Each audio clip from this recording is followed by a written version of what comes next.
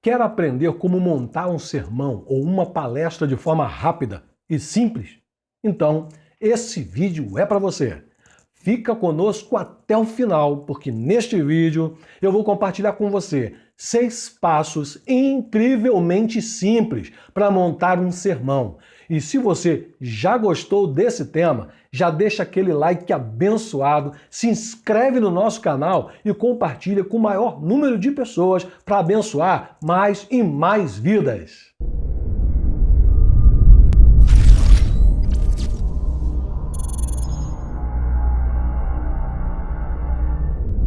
Olá, eu sou o pastor Cleudson Cunha e nesse vídeo quero compartilhar com você 6 passos incrivelmente simples para você montar sermões, palestras, estudos e impactar muitas vidas com a palavra de Deus. Eu quero começar destacando um ponto muito importante mesmo.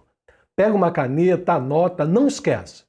Pregar é comunicar a verdade divina com o fim de persuadir. Agora, a persuasão só acontece quando pregamos com graça e unção do Espírito Santo.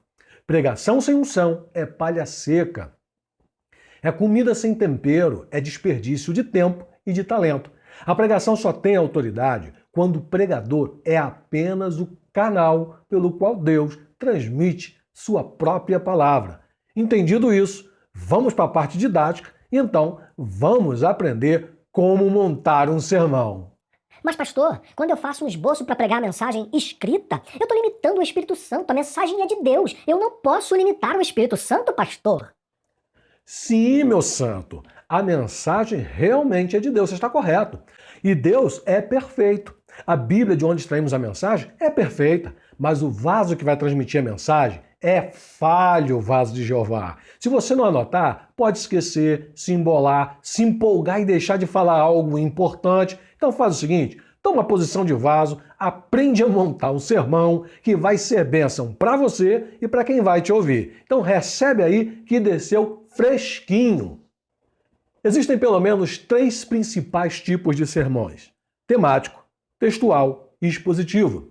Só para você conhecer de forma básica a diferença entre eles, o sermão temático, ele gira em torno de um tema, como o próprio nome já diz. O textual, em torno de um texto, enquanto o expositivo, em torno de um assunto. Vamos conhecer então as partes que compõem um sermão e como organizá-las. Os elementos gerais ou elementos funcionais que compõem um sermão, conforme a divisão mais correta, são os seguintes: tema. O tema é justamente onde você já vai chamar a atenção do seu ouvinte. O tema ele tem a ideia de ajudar a pessoa a fixar melhor sobre o assunto que você tratou, vai tratar na mensagem, fica mais fácil guardar, e também tem a função de ajudar a atrair a atenção do seu auditório. Hoje é muito comum, as pessoas vêm de trabalho, estão cansadas, têm filhos, no próprio culto, e a cabeça pode girar muito rapidamente e as pessoas se distraírem e perderem o teor da mensagem. Então, um tema já ajuda de cara a você conquistar a atenção do seu auditório, do povo que vai lhe ouvir. Então, prepare um tema que seja chamativo, um tema coerente, claro, mas que seja atrativo. O tema tem o poder de conquistar de imediato a atenção dos seus ouvintes. O segundo ponto é o texto. O texto, neste caso, é o texto bíblico, que você vai usar como base. Deixa eu te compartilhar um ponto importante aqui. Tem vezes que as pessoas vão ler um texto para pregar e leem aí quase 20 versículos. Se o sermão não for um sermão textual ou expositivo, não faz muito sentido. Procure ler o texto que você vai focar a mensagem em si. Tá? E não tem nenhum problema se você ler parte de um versículo. Até Jesus fez isso. Ele mencionou parte da Torá apenas para usar em determinadas ocasiões. Então o texto não precisa ser um capítulo inteiro, ok? Pode ser uma porção, uma parte de um versículo, uma parte de um texto, de uma história, ou uma frase de um versículo que você vai usar para embasar a sua mensagem. Temos o tema, temos o texto, agora nós vamos separar um espaço para a introdução. Qual é a função da introdução dentro de um sermão? Está percebendo a escala, né? Você colocou o tema, na sequência, o texto. Agora você vai escrever aí, dar uma ideia da introdução. Não é que você tenha que escrever toda a introdução, palavra por palavra, para você repetir. Não, mas pelo menos as ideias principais para você ter um direcionamento na hora que vai pregar, para saber por onde vai começar, para saber que ideias iniciais você vai colocar na introdução, porque na verdade a introdução é um breve resumo do que você pretende apresentar, ok? A introdução ela é curta, é objetiva, mas você já dá uma ideia do que vem pela frente. Após a introdução, nós temos então o corpo do sermão.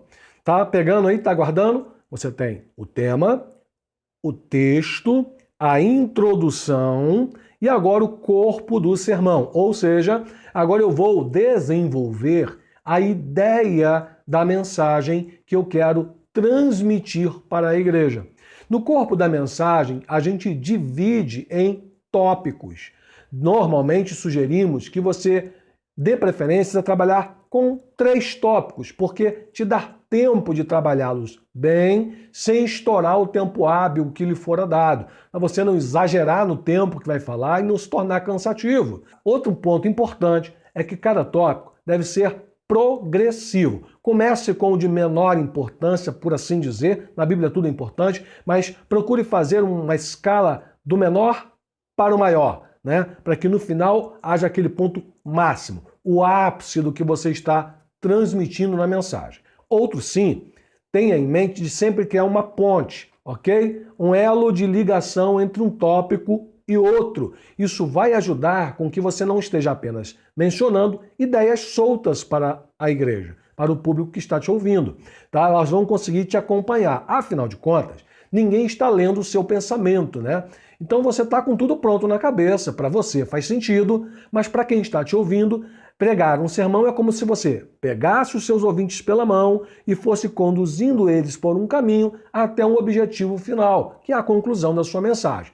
Então cada tópico precisa terminar criando um laço, uma ponte, um elo, para você partir para o tópico seguinte. Senão vai ficar aí um monte de fragmento de ideias sem muito objetivo. Tá? E aí vai parecer aquelas pessoas que abrem a Bíblia, elas vão de Gênesis a Apocalipse, mas no final das contas não teve uma ideia central, não desenvolveu um raciocínio central, uma linha pura de raciocínio. E para quem está ouvindo, fica uma miscelânea, uma salada de frutas e ninguém entende onde é que chegou, tá certo? Então essa é o desenvolvimento do corpo do sermão. E é aí que você faz divisões, subdivisões, tá? Lembrando das transições, e vai fazer as apresentações do conhecimento que você adquiriu estudando, beleza?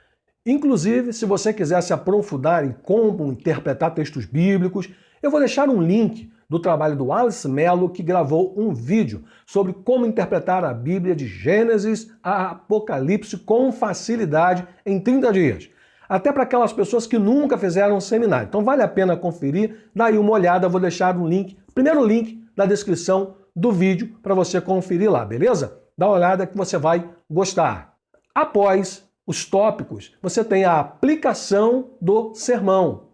A mensagem só vai fazer sentido para a igreja se ela for aplicada às necessidades do povo.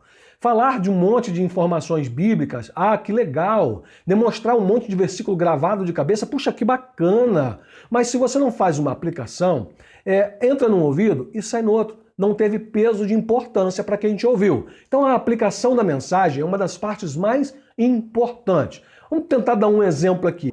Quando Gideão está lá no lagar, né? Digamos que eu preguei em cima dessa história. Olha, Gideão estava no lagar quando Deus então envia um anjo para conversar com ele. Ao primeiro contato, o anjo já lhe diz: varão valoroso, o Senhor é contigo. Deus há de livrar Israel pela sua mão. Vamos aplicar, ok? Eu disse isso, é um texto, é a passagem. Vou aplicar então. Veja, irmão, se Deus envia o anjo para falar com Gideão, significa dizer que ele quer falar com aqueles a quem ele escolheu. Agora verifique que Gideão não estava parado. Gideão estava trabalhando, fazendo algo. Gideão, mesmo que num lugar que não era o mais recomendável, estava tentando reagir, tomando posição de ação. Deus não fala com quem está desleixado de braço cruzado. Deus fala com quem está em ação. Esta noite, Deus lhe encontrou agindo. Nesta noite, Deus não lhe encontrou em casa, lhe encontrou na igreja, tomando atitude, tomando ações de quem quer vencer. Prepare-se, porque Deus veio para falar com você. Vou até fazer um esboço. Essa ficou profunda. Aleluia. Perceba que a aplicação traz uma riqueza na mensagem.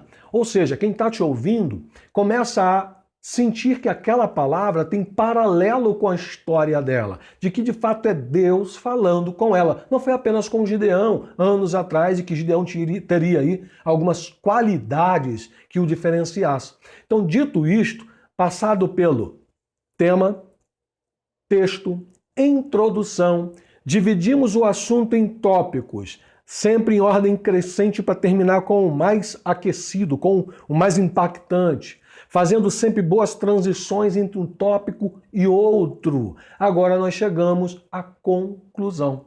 A conclusão também é como se fosse um resumo, onde você faz uma síntese do que você falou durante toda a mensagem. Então vimos esta noite que quando Deus quer falar, o exemplo de Gideão, né? Quando Deus quer falar, ele não tem limites de circunstâncias. Mesmo em meio à guerra, Deus mandou o anjo falar com Gideão.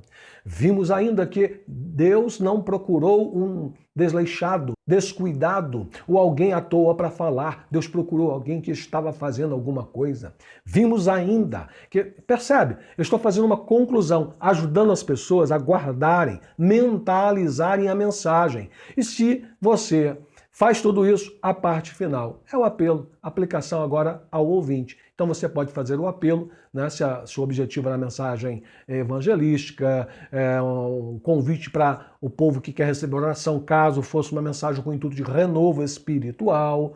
Então agora você tem essa condição preparada pela mensagem que você apresentou de forma didática, coerente, e as pessoas conseguiram te entender. Espero que você tenha gostado desse tema, espero que você tenha absorvido as informações. Volte o vídeo quantas vezes você quiser. Não esquece de deixar o seu like, não esquece de curtir, não deixa de se inscrever no nosso canal e eu te espero no próximo vídeo.